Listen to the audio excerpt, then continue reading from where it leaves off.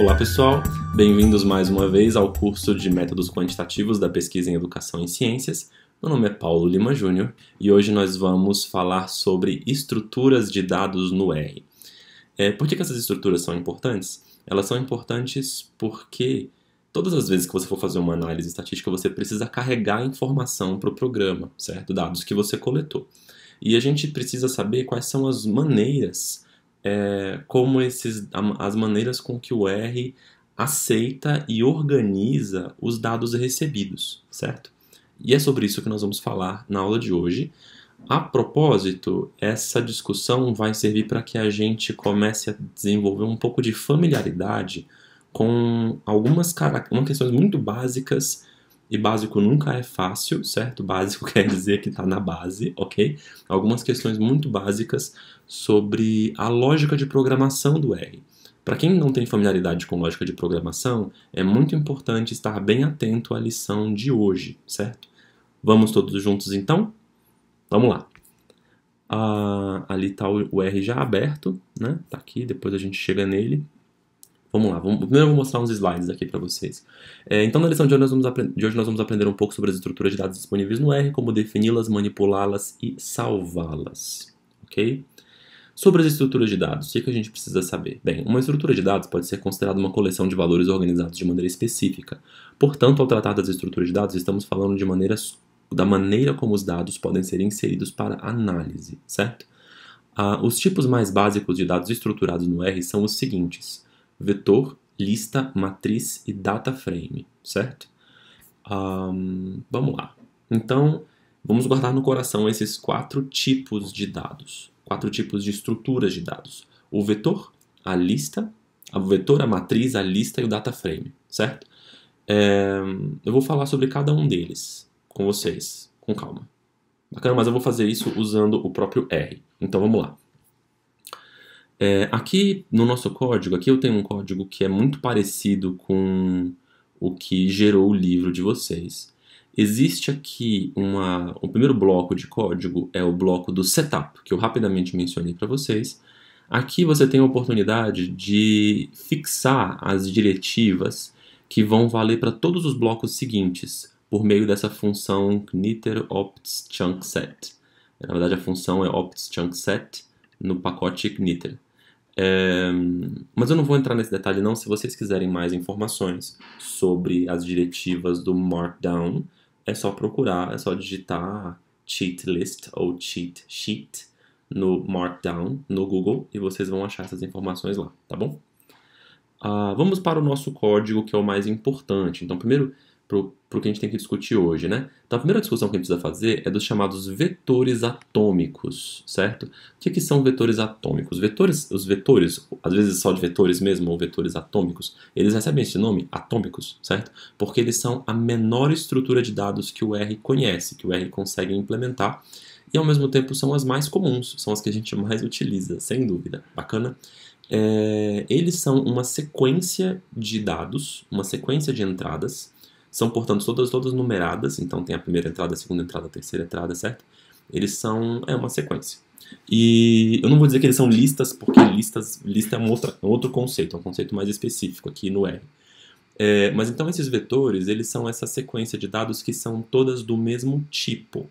Primeira coisa, elas são do mesmo tipo, por isso nós dizemos que os vetores atômicos são homogêneos.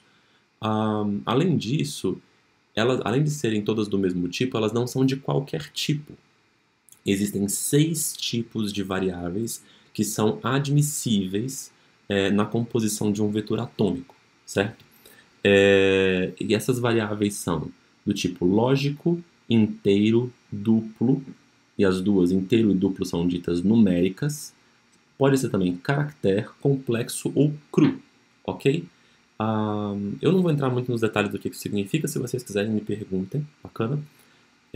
Mas é isso, então o fato é que você tem o vetor, ele é bastante restrito, né? E essa é a ideia, de que ele seja uma estrutura de dados restrita e simples, que permita, como um bloco mínimo, construir todas as outras coisas do R, ok? Então vamos lá, esse é o vetor atômico. Ele pode ser concatenado com uma função chamada C, minúscula, certo? Que vem de concatenar. Bacana? E aqui tem algumas opções, tá vendo? Olha só como é que funciona essa função. Eu posso escrever x igual a C minúsculo, abre parênteses, 1, 2, 3, 4, 5, todo mundo separado por vírgula, fecha parênteses.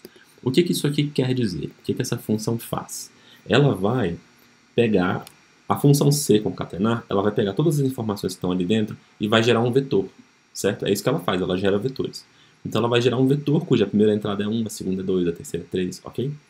E aquele sinal de igual ali, é muito importante você saber o que o igual significa na linguagem de programação, e acho que todas as outras que eu conheci funcionam do mesmo jeito. Quando a gente escreve as equações no caderno, na aula de matemática, o igual, ele é uma declaração, né? Você diz, por exemplo, que, sei lá, x é igual a 2. Bacana? Aqui não, o igual não é declaratório. O igual, o sinal de igual, ele representa uma atribuição. Toda vez que aparecer um sinal de igual, o que você está fazendo é pegar a informação que está do lado direito e jogar ou salvar na variável que está do lado esquerdo. Bacana? No caso aqui, o que o R vai fazer? Ele leu, o interpretador bateu nessa linha aqui, ó, e ele leu x igual a c, certo? Essa função C ele vai executar a função C, quer dizer, ele vai criar uma estrutura de dados do tipo vetor contendo a seguinte sequência, 1, 2, 3, 4, 5. E ele vai armazenar isso numa variável chamada x. Se essa variável não existe, ele vai criar essa variável. No caso, ela não existe mesmo ainda, né? Então, quando eu executar essa linha aqui, olha, e como é que a gente executa a linha? Vou ensinar para vocês já já. Ele vai criar essa variável x e vai armazenar essas informações em 2, 3, 4, 5. A propósito, esse jogo da velha, do jeito que ele está posto aqui, na verdade todas as vezes que ele aparecer, ele é um marcador de comentário. O que isso significa? Todas as vezes que o interpretador encontrar um jogo da velha numa linha, ele vai ignorar todas as informações que vêm depois desse jogo da velha, certo? Porque ele vai entender que aquilo ali não é código. E aí é isso mesmo que a gente está fazendo. Aquilo ali não é código, aquilo ali é um comentário que o programador colocou ali para que ele pudesse no futuro entender o que aquela linha queria dizer, certo? É isso. E é exatamente o que está acontecendo. Veja só, o que eu escrevi aqui, ó. X é igual a C, 1, 2, 3, 4, 5, ou seja, crie um vetor 1, 2, 3, 4, 5, atribua a variável x. E aqui do lado eu escrevi concatena um vetor numérico para que eu me lembre do que aquela linha está fazendo, certo? É super saudável vocês inserirem comentários no código de vocês, bacana? Vocês podem fazer isso dentro do bloco de códigos usando o jogo da velha, mas vocês também podem fazer do lado de fora, usando aquela opção do Markdown, que você pode pôr texto ali, como eu também faço, certo? Que aí ele não vai ser compilado, ele não vai ser interpretado, executado mesmo, né? O texto que está do lado de fora, ele tem outro tipo de tratamento. É essa parte em branco aqui, né, que não está em destaque. Então tá, vamos executar essa linha? Como é que eu faço para executar uma linha? Primeiro, para executar coisas. Existe um ícone aqui em cima, bem pequenininho, chamado Run. Você pode clicar na setinha do lado dele e você vai observar que tem muitas opções de execução. Você pode executar a linha selecionada ou as linhas selecionadas. E aqui vai aparecer, varia de computador para computador, tá certo? Vai aparecer um atalho no teclado que permite que você faça essa execução. Eu sempre uso esse atalho, bacana? Nos computadores tipo Mac, o atalho é Comando Enter. Nos computadores Windows é Ctrl R, se não me engano. Mas verifique aí no seu computador o que está aparecendo. Aquele é o atalho de execução, bacana? Quer dizer o quê? Que você pode selecionar, você seleciona uma linha, ou você coloca o cursor naquela linha, certo? Se você colocar o cursor na linha e der Ctrl R ou Comando Enter, ele vai executar toda a linha. Se você selecionar um pedaço da linha, ele vai executar aquele pedacinho que você selecionou, certo? É muito importante você fazer, porque quando a gente está programando e testando, você pode escrever uma linha, executar e ver se aconteceu o que você esperava, entende? Aí você escreve uma outra linha, executa e vê se aconteceu o que você esperava. É assim que a gente faz. No final, nós vamos lá no costurar e a gente manda ele executar tudo na sequência que aparece. Bacana? E a gente torce para dar certo. Geralmente dá certo. Vamos lá. Então existem várias opções. Por exemplo, eu posso mandar ele executar toda a porção de código onde eu estou localizado, onde o meu cursor está localizado. Ou a próxima porção de código, o próximo chunk. Então, chunk é esse bloquinho cinza de código que aparece várias vezes e que é separado por crase, crase, crase, como eu expliquei na última aula para vocês, certo? Então esse é o chunk. Então você pode executar o chunk atual, o próximo chunk, você pode executar o chunk de setup, que é aquele primeiro, você pode executá-lo automaticamente, você pode, enfim, tem várias opções. Você pode, por exemplo, reiniciar o R e executar todas as porções de código, certo? Ou você pode simplesmente executar tudo. Muitas opções aqui, certo? Eu vou geralmente executar linha por linha. Bacana? E eu vou avisar vocês que eu estou executando linha por linha, vocês vão perceber. Então, o que eu fiz aqui? Eu vou lá, pus o cursor aqui, comando Enter. Pá. Ele pensou aqui, não sei se vocês viram, mas ele pensou aqui, pensou. Bacana? E ele executou, foi bem rapidinho. Deu uma piscadinha e deu um resultado. Mas é uma ação interna, né? Então ele não publicou nada para mim. Se eu for lá no Global Environment, olhem aqui no Global Environment comigo, você vai perceber que apareceu a variável x. Então aqui tem uma variável x e os valores que ela assume são esses, 1, 2, 3, 4, 5. Ela é uma variável numérica, portanto ela é uma variável ou inteira ou de ponto flutuante, que a gente chama de double, certo? Provavelmente essa é uma variável inteira, não tenho certeza, mas também não importa, certo? Esse é um detalhe, não é relevante pra gente. O que importa é que é uma variável numérica. E é isso. Então agora eu vou executar a próxima linha. Então pus o cursor lá, tá vendo? Ó? Ctrl Enter, apareceu no Global Environment a variável y, que é um vetor composto por Maria, João, José. Agora eu vou executar a próxima linha. Pronto, apareceu uma variável z, que é uma estrutura de dados C, que carrega as informações verdadeiro, falso, falso. Bacana? E é uma variável, é um vetor lógico. Então aqui eu tenho 3 exemplos de vetores. Bacana? 3 exemplos de vetores atômicos. O primeiro numérico, o segundo de caractere e o terceiro lógico. Bacana? E eles são variáveis que são criadas, estão disponíveis na memória de trabalho do programa. Isso quer dizer que todas as vezes, a partir de agora, que eu chamar as letras x, y, z, o interpretador sabe que eu estou me referindo àqueles vetores atômicos que foram definidos ali. Bacana? E, obviamente, a qualquer momento você pode olhar aqui na janelinha do seu Global Environment e verificar quais variáveis estão disponíveis na memória de trabalho do R. Bacana, enquanto você programa. Mas agora vamos voltar aqui para a nossa janela de execução, para a nossa janela do código. Como eu já destaquei, né, então esse sinal de igual ele funciona como uma atribuição, ele não é declaratório, ele está atribuindo o que está do lado direito para o lado esquerdo. Importante, se por algum motivo as variáveis, no caso x, y, g, já estão definidas, quando você executar uma linha do código que escreve x igual a tanto, assim, solta, do jeito que eu fiz ali, certo?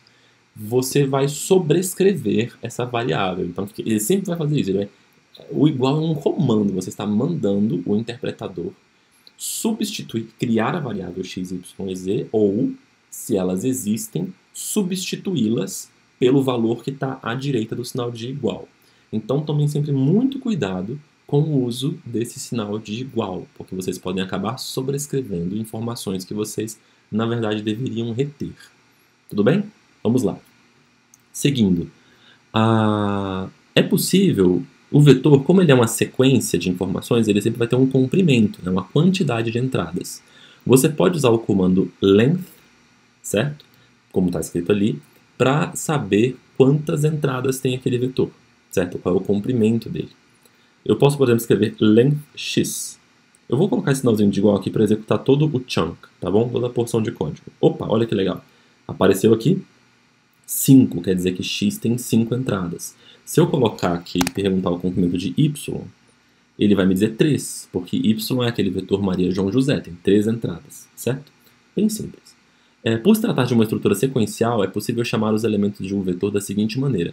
Então, olha aqui, o vetor y é o vetor João, Maria, José, né? Maria, João, José, não lembro agora. Você pode estar interessado em resgatar o segundo elemento daquele vetor, certo? Então, como é que eu faço? Eu escrevo o vetor, no caso y, entre colchetes eu coloco um número inteiro, que tem que ser menor que o comprimento do vetor, obviamente, né? Menor ou igual ao comprimento do vetor. No caso, eu vou chamar o segundo elemento de y, que é Maria, João, José. O segundo elemento é o João. Bacana? Vamos lá. Parece muito ridículo isso, gente, mas vai ficar bem complicado, tá? Então, assim, estudem com muito respeito essas coisas que eu estou dizendo para vocês, tá? Prestem bastante atenção, exercitem, e a qualquer momento que vocês quiserem, sentirem necessidade, parem o vídeo para testar isso no computador de vocês, tá bom? Vamos lá. Para você saber o tipo de variável, lembra que são 6 tipos, né? Você pode fazer type of x, ou y, ou z, enfim, você põe type of e lá dentro do parênteses você põe o nome do vetor que você criou. No caso, olha, acabamos de descobrir que o x ele foi registrado como um double, que são 2 tipos de vetor numérico, né? Tem o double, que é o ponto flutuante, com 64 bits, se não me engano. Então ele permite que você registre muitos algarismos depois da vírgula, certo? Ele tem uma precisão que costuma exceder a nossa necessidade. E tem um inteiro, que é o integer. E ele é um outro tipo de vetor numérico. E a diferença é que o inteiro ele não admite decimal, certo? Vamos lá? E ele vai ocupar menos memória também, né? Então, por padrão, o R cria vetores numéricos do tipo double, mesmo quando os números são inteiros. Se você tentar concatenar um vetor com variáveis de tipos diferentes, ocorre um processo chamado coerção. Todas as variáveis são transformadas no tipo mais abrangente de maneira a preservar a homogeneidade do vetor. Porque os vetores, eles são homogêneos, certo? Eles são necessariamente homogêneos. Quer dizer que eles sempre vão ter todas as entradas do mesmo tipo. Professor, e se eu quiser colocar numérico, numérico, numérico, numérico e um caractere? Acontece a tal da coerção. Vamos ver como ela funciona. Aqui eu tenho, olha só o que eu tenho. Eu estou criando um vetor, tá vendo? Concatenando, só que eu não estou atribuindo a ninguém. O vetor ele tem as entradas 1, 2, 3, 4 e 5, só que 5 eu coloquei entre aspas. Observe, por que as aspas, elas são importantes, elas dizem para o interpretador que aquilo que está ali dentro deve ser interpretado como uma sequência de caracteres. Se você não colocar as aspas, ele vai tentar interpretar de outra maneira. Por exemplo, se eu tivesse colocado lá no João Maria José, vamos olhar lá, estou lá em cima. Quando eu defini João Maria José, olha esse pedaço do código aqui, ó. Quando eu defini um vetor composto por essas sequências de caracteres, eu pus as sequências de caracteres entre aspas. Se eu não tivesse posto, o interpretador ia buscar uma função ou uma variável cujos nomes sejam João Maria José, certo? Ele vai sempre imaginar, se não vem entre aspas, que aquele elemento que está ali é algum objeto que já está definido dentro do programa para você, ou é um número, né? E no caso não é. Então, até para que funcione, eu preciso colocar entre aspas e avisá-lo, olha, isso aqui é simplesmente uma sequência de caracteres. Então, quando eu pego esse número 5 aqui embaixo, ó, e coloco entre aspas, eu estou dizendo para o interpretador, não interprete isso como um número 5, interprete isso como um caractere 5. E o que ele vai fazer como resposta? A resposta já estava ali embaixo, na verdade, olha só. Então, ele vai, ao invés de criar um vetor com números 1, 2, 3, 4, 5, ele cria um vetor com 5 caracteres. E ele vai interpretar todas as entradas como caracteres, certo? Porque uma entrada era um caractere. Então, ele fez uma coerção, que é isso. Então, eu não sei, uma coerção em português quer dizer outra coisa, né? Mas vamos lá, bola pra frente. Ele transformou todas as variáveis, todos os dados que estavam lá, no tipo de dado que permitisse manter a homogeneidade do vetor atômico, porque o vetor atômico ele é sempre homogêneo. Bacana? Vamos lá, isso era o que a gente estava sabendo sobre os vetores por enquanto.